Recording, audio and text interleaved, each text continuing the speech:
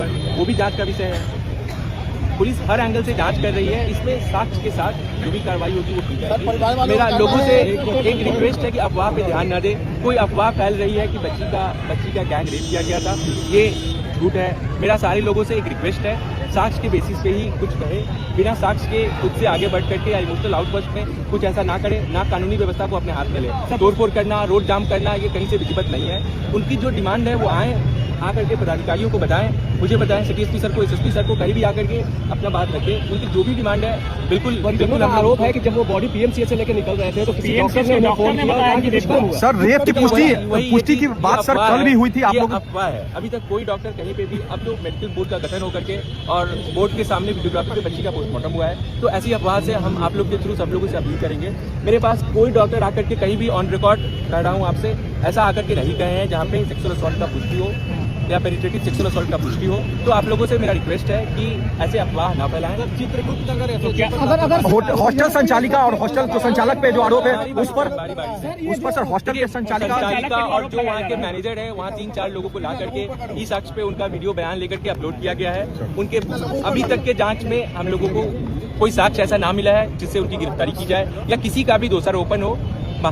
ये सभी जांच में है, जांच आने दीजिए, पोस्टमार्टम रिपोर्ट आने दीजिए।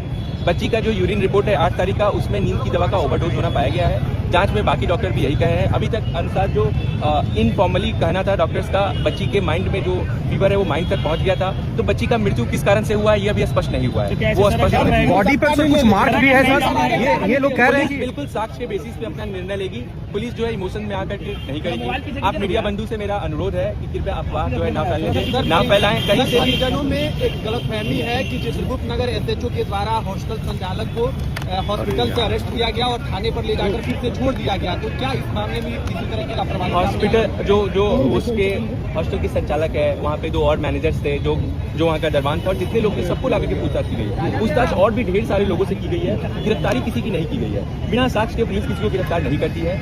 किसी निर्दोष को जेल भेजना पटना पुलिस कभी वो चीज नहीं करती। तो क्या सर कैसे जाम रहेगा? बॉडी पर भी सर कुछ मार्क है बच्ची के? उनका जो ग्राइवेंसेस था उनको बताया गया, लोगों से अपील भी किए हैं। अगेन आप लोग के थ्रू लोगों से अपील करेंगे कि अगर उनके पास, उनको लगता है किसी बिंदु पे जांच नहीं हो रहा है, उनके पास कोई साक्ष्य है, उनको कुछ पूछना हो, वो आकर के मेरे पास आ सकते हैं, ईस्ट एसपी सर के पास जा सकते हैं, सीनियर सर के पास जा सकते हैं। लोगों का जो डिमांड है आकर के शांतिपूर्वक सभ्य तरीके से आकर के बताए, बात करें। पुलिस अपनी तरफ से पूरी कोशिश कर रही है। ये हमारा भी ड्यूटी है। हम लोग ड्यूटी बाउंड है दोषी को पकड़ने के लिए, सही जांच होने के लिए, और जो दोषी है उसको उसका सजा दिलाने के लिए। बट किसी निर्दोष को किसी गलत चीज में फंसाया जाए, ये बहुत गलत है। हम लोग पटना पुलिस कभी उसका सपोर्ट नहीं करती है। आशंका जताई है परिजन ने कि 6 तारीख को घटना हुई और एफआईआर 3 दिन बाद हुआ, तो इस दौरान साक्ष्य जो है संचालकों ने मिटाया है। अब कदम कुआं में जहाँ पे हॉस्पिटल में बच्ची का इलाज चल रहा था, थाना को बता दिया गया था। थाने से हम लोग वहाँ गए थे। बच्ची अभी बयान देने की हालत में नहीं थी, बच्ची का इलाज चल रहा था।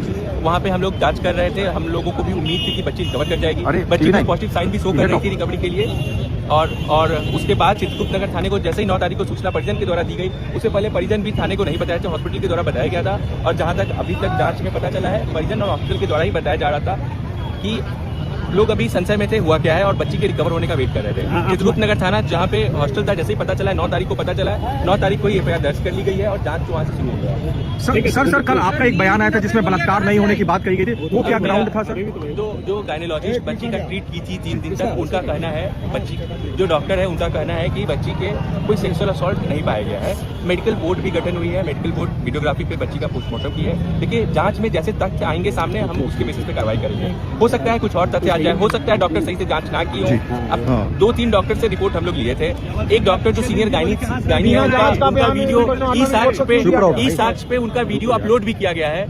जो डॉक्टर अपना बयान दिए हैं उनको हम लोग साक्ष्य के रूप में कांड दैनिकी में भी अंकित हुआ है। ई साक्ष्य वीडियो पे भी उनका अपलोड हुआ है, जहाँ पे डॉक्टर साहब कह रहे हैं कि सेक्सुअल असॉल्ट बच्ची के ऊपर नहीं पाया गया है। मेरा जो बयान था वो उसी के बेसिस पे था। उस समय तक कोई सेक्सुअल असॉल्ट नहीं मिला था। आपको मैंने बताया था कि सीसीटीवी कैमरा भी हम लोग देखे, उसमें कोई सस्पिशियस कुछ भी ऐसा हम लोग को नहीं मिला है। वीडियो को जो वीडियो वहाँ से हम लोग को मिला है, वो वीडियो हम लोग एफएसएल भेजे हैं कि उसमें छेड़छाड़ ना की गई हो, उसकी जांच के लिए कमरे पे एफएसएल आकर के उस दिन ही पूरा बढ़िया से जांच करके गई है कि वहाँ पे कोई स्ट्रगल के निशान हो या किसी अन्य तरीके के साक्ष्य हो, उसको इकट्ठा करने की पुलिस अपनी तरफ से हर कोशिश कर रही है। तकनीकी हो, वुमेन हो, हर तरीके से, हर एंगल से जांच कर रही है। मेरा आप लोग से रिक्वेस्ट है कि बिना जांच के खुद से कोई कंक्लूजन नहीं ड्रॉ करें, साक्ष्य का वेट करें। लोगों से अपील करता हूँ कि